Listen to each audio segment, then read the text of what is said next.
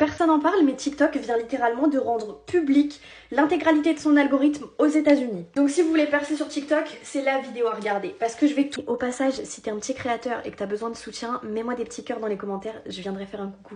À propos de la prison des 300 vues, comme on l'appelle tous, on avait raison.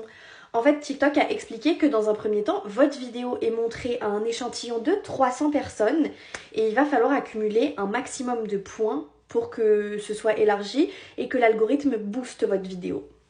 Maintenant, comment on accumule des points? Et bien TikTok l'a également expliqué.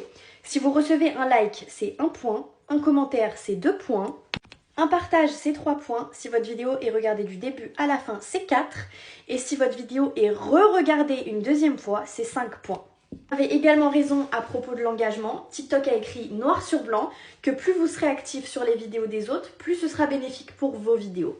Ils ont fait tout un paragraphe pour dire qu'en gros il faut créer du contenu qui engage les gens, qui donne envie d'être regardé du début à la fin, d'être enregistré, d'être regardé.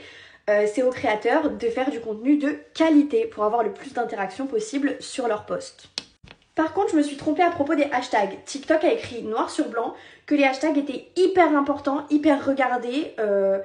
Moi j'ai dit que j'en mettais pas du tout parce que je sais pas les choisir. Et je reste persuadée qu'il vaut mieux ne pas en mettre du tout plutôt qu'en mettre des mauvais. Étant donné qu'ils sont très regardés, que TikTok est très pointilleux sur les hashtags, quand vos hashtags sont mauvais, ils vont pas hésiter une seule seconde à bloquer votre visibilité.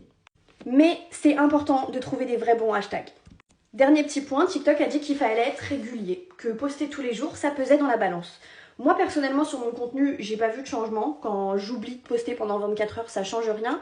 Mais voilà, là-dessus j'avais tort. Sur ce, je vous mets tous les screens parce qu'en fait aux États-Unis, il suffit de taper dans la barre de recherche algorithme système et vous tombez sur un article de TikTok, un peu comme le Creator Search Insight. Et en France, c'est pas encore disponible.